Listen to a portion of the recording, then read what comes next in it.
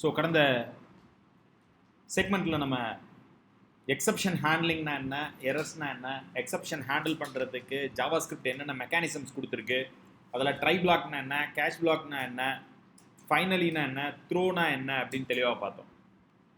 இப்போ ஒரு சின்ன எக்ஸாம்பிள், இந்த எக்ஸாம்பிளில் வந்து பார்த்தீங்கன்னா உங்களுக்கு இதெல்லாம் எப்படி ஹேண்டில் பண்ணணும் அப்படின்றத சொல்ல போகிறோம். ஓகே, ஸோ இப்போ நான் வந்து ஒரு ஃபங்க்ஷன் எழுதுகிறேன். இந்த ஃபங்க்ஷனுக்கு பேர் வந்து check my value or check my exception. check my value னே கொடுக்கலாம், எக்ஸப்ஷன்றது வேணாம். which takes two parameter x and y அப்படின்னு ரெண்டு parameter. இப்போ நான் என்ன பண்ணுறேன்னா ரிட்டர்ன் பண்ணுறேன் x/y அப்படின்னு ரிட்டர்ன் பண்ணுறேன். சிம்பிளான ஒரு சின்ன அப்ளிகேஷன் தான் நான் போட போகிறேன். இப்போ check my val அப்படின்றதுல வந்து 10,2 அப்படின்னு நான் கொடுக்குறேன். So as you know very well, இதோட அவுட்புட் வந்து பார்த்தீங்கன்னா 10 வந்து 2ஆல் டிவைட் பண்ணி எனக்கு வேல்யூ அவுட்புட் வந்து கிடச்சிடும்.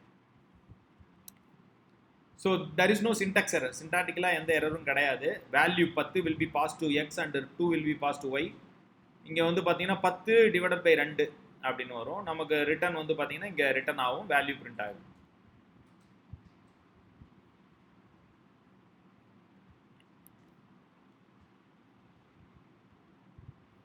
எனக்கு வேல்யூ வந்து பார்த்தீங்கன்னா 5 அப்படின்னு பிரிண்ட் ஆயிடுச்சு. ஓகே, இப்போ இந்த ஒய்யோட வேல்யூ நான் 0 அப்படின்னு கொடுக்குறேன். எனிதிங் டிவைடட் பை 0 அப்படின்னு இருக்கப்ப இது வந்து என்ன, it's an exception. But JavaScript return it has an infinity. JavaScript எப்பயும் வந்து பார்த்தீங்கன்னா இதை இன்ஃபினிட்டி அப்படின்னு ரிட்டர்ன் பண்ணுவான். பாருங்க, இன்ஃபினிட்டின்னு தான் ரிட்டர்ன் பண்ணுறான் ஜாவாஸ்கிரிப்ட். இது என்னன்னு சொல்கிறான், இன்ஃபினிட்டி அப்படின்னு ரிட்டர்ன் பண்ணுறான். புரியுதுங்களா? ஜாவாஸ்கிரிப்ட் இதை இன்ஃபினிட்டி அப்படின்னு ரிட்டர்ன் பண்ணுறான். ஸோ இந்த மாதிரியான ஒரு சுச்சுவேஷனை எப்படி ஹேண்டில் பண்ண போகிறோம்? இன்ஃபினிட்டி அப்படின்னு கொடுத்துட்டான். இப்போ நான் வந்து பார்த்தீங்கன்னா console.log இங்கே வந்து பார்த்தீங்கன்னா எக்ஸிக்யூட்டட் அப்படின்னு நான் கொடுக்குறேன். எக்ஸிக்யூட்டட் அப்படின்னு கொடுக்குறேன். ஸோ இப்போ இதை ரன் பண்ணுறேன். இன்ஃபினிட்டி மட்டும்தான் ஒர்க் ஆகுது. இதே நான் இங்கே 2 அப்படின்னு கொடுக்குறப்ப there is a chance for executing this line 2 because there is no exception. நல்லா புரிஞ்சுக்கோங்க இந்த இடத்த. ஓகே, ரிட்டன் இருக்கு, அதனால இங்க இதாவில் இங்க ரிட்டன் எடுத்துட்டு நான் console.log அப்படின்னு நான் கொடுக்குறேன் x divided by y. So both the function is working. கரெக்டா? 5 வருது, எக்ஸிக்யூட்டட் வருது.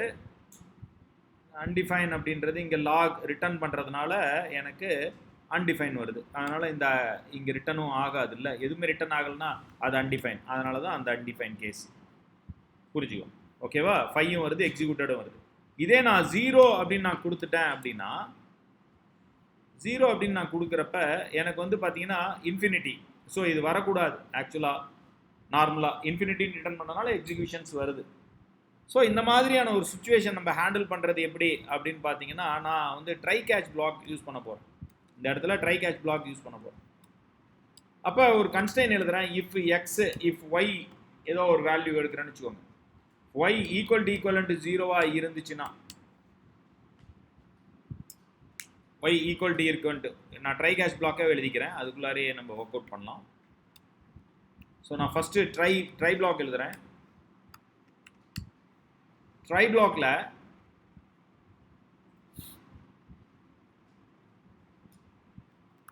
இஃப் ஒய் ஈக்குவல் டு 0 இருந்தா நான் என்ன பண்றேன், த்ரோ பண்றேன்.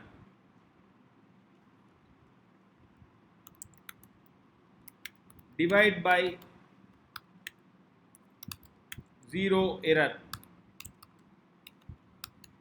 டிவைட் பை 0 எரர் அப்படின்னு த்ரோ பண்றேன் ஒரு ஸ்டேட்மெண்ட். இது custom message error object. Else பார்ட்ல எழுதுறேன் என்ன, எக்ஸ் டிவைடட் பை ஒய். இதுதானே. இப்போ நான் இதை வந்து கன்சோல் கூட பண்ணிக்கலாம். console.log of நான் வேல்யூவை ரிட்டர்ன் கூட பண்ணிக்கலாம். ஸோ இது if else block. The try block, it should be along with the catch block. Catch block வரும். இந்த கேட்ச் பிளாக்ல நான் எரர் ஆப்ஜெக்ட் ஒன்று ஃபிக்ஸ் பண்ணிக்கிறேன். இந்த எரர் ஆப்ஜெக்ட் என்ன சொல்லுவான் அப்படின்னு பார்த்தீங்கன்னா இந்த இடத்துல தான் சொல்கிறான் console.log of e or error semicolon. இது கேட்ச் பிளாக். இது கேட்ச் பிளாக். நல்லா புரிஞ்சு. இது catch block. So that's all. என்ன வருது? யா, இது கேட்ச் பிளாக். இப்போ நான் இதை எக்ஸிக்யூட் பண்ணுறேன். hope you understand clearly, right? இப்போ நான் இதை எக்ஸிக்யூட் பண்ணுறேன்.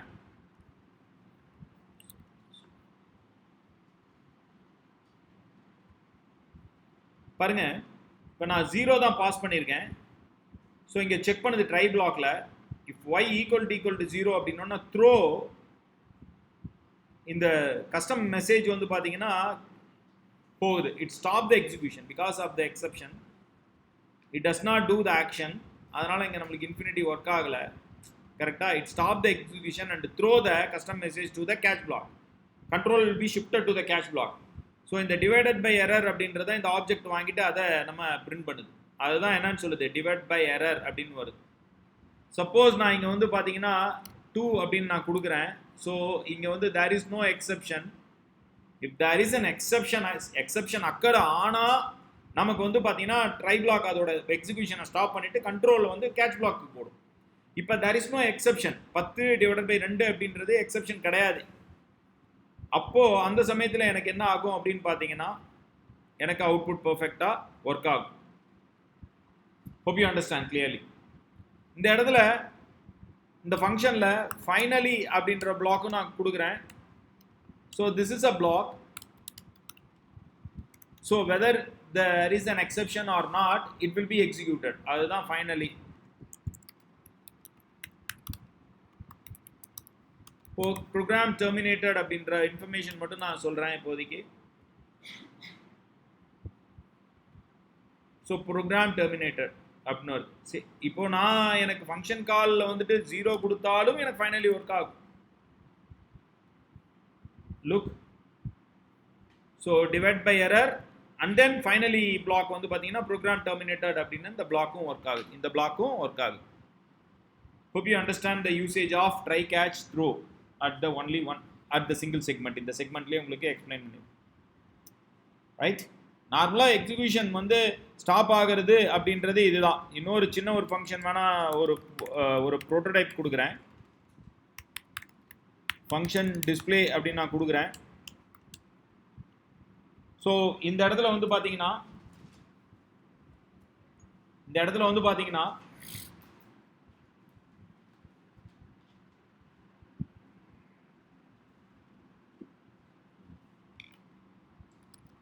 ஒரு ட்ரை கேட்ச் பிளாக் கொடுக்குறேன். console.log executed அப்படின்னு சொல்கிறேன். So all the time it's getting executed. நல்லா புரிஞ்சுக்கோங்க, ட்ரை பிளாக்குள்ளார கொடுக்கறது எல்லாமே எக்ஸிக்யூட் ஆகுது. கேட்ச் இ பிளாக் மட்டும் போடுறேன் சிம்பிளாக. So there is no exception. So if you call the display call பண்ணுறப்ப எனக்கு வந்து பார்த்தீங்கன்னா எல்லாமே எக்ஸிக்யூட் ஆகும். பாருங்க, எக்ஸிக்யூட்டட்னு வருது. ஸோ ட்ரை பிளாக்குள்ளார இருக்க ஸ்டேட்மெண்ட் எல்லாமே எக்ஸிக்யூட் ஆகும். எப்போ அப்படின்னா இப்போ நான் வந்து மை ஃபங்க்ஷன் அப்படின்னு ஒரு ஃபங்க்ஷன் எழுதுறேன். This is not defined. இங்கே வந்து எக்ஸப்ஷன் ஆயிடுது. கரெக்டா? புரியுதா? இது கீழே இருக்க ஸ்டேட்மெண்ட் நாட் எக்ஸிக்யூட்டட் வராது. இங்கே பாருங்க, not executed, it's not to be displayed. பாருங்க,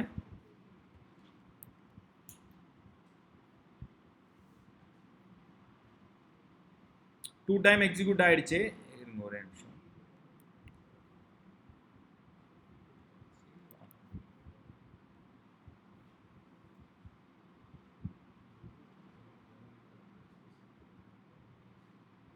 console my function function define பண்ணல.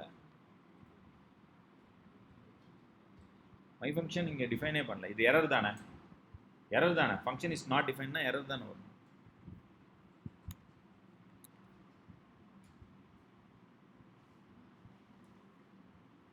கால் போகுதா என்னன்னே தெரியல.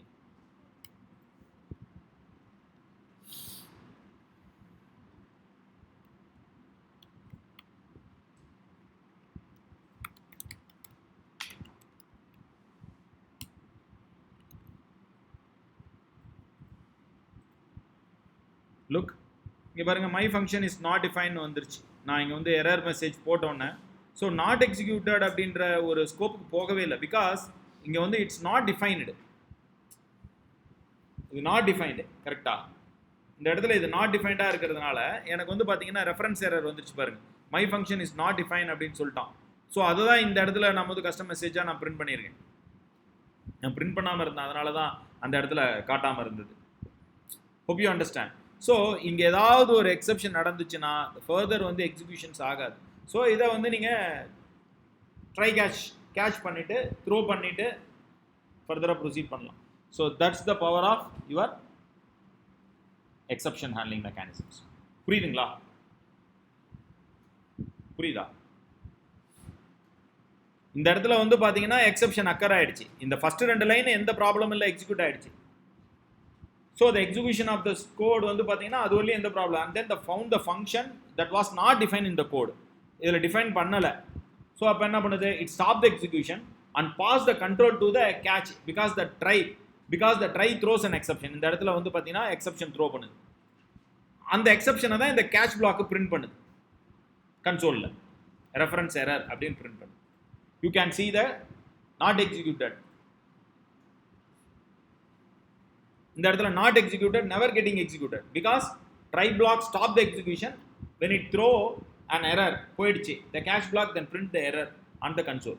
இதுதான் இந்த இடத்துல நடக்குது. அதனால தான் இது வந்து அன்ரீச்சபிள், இந்த இடத்துல ஒர்க் ஆகலை அப்படின்னு சொல்லுது. கிளியர்? புரியுதுங்களா? புரியலையா? ஸோ இந்த ப்ரோக்ராம் உங்களுக்கு வந்து பார்த்தீங்கன்னா சிம்பிளாக எக்ஸப்ஷன் ஹேண்ட்லிங் மெக்கானிசம்ஸை ஹேண்டில் பண்ணிடும். So for example, நீங்கள் வந்து பார்த்தீங்கன்னா you are looking for the database or any API to connect with your program. Suppose if the API is not getting connected, server error ஏதாவது வருது அப்படின்னு பார்த்தீங்கன்னா என்ன ஆகும்? ஸோ நீங்கள் அதை எக்ஸப்ஷன் ஹேண்ட்லிங் பண்ணிக்கலாம். இது ஒரு அசங்கரனஸ் தான். if you are waiting for an event to occur அப்படின்னாவே அது அசங்கரனஸ் தான். அசங்கரனஸ் பற்றி நிறைய பேசுவேன். ஸோ அதற்கு முன்னால் வந்து பார்த்தீங்கன்னா இந்த எக்ஸப்ஷன் ஹேண்ட்லிங் ஒரு கிளாரிட்டி இருக்கணும் அப்படின்றதுக்காக தெளிவாக இந்த எக்ஸப்ஷன் ஹேண்ட்லிங் உங்களுக்கு சொல்லிக் கொடுக்குது. கரெக்ட்? புரியுதுங்களா? குட்.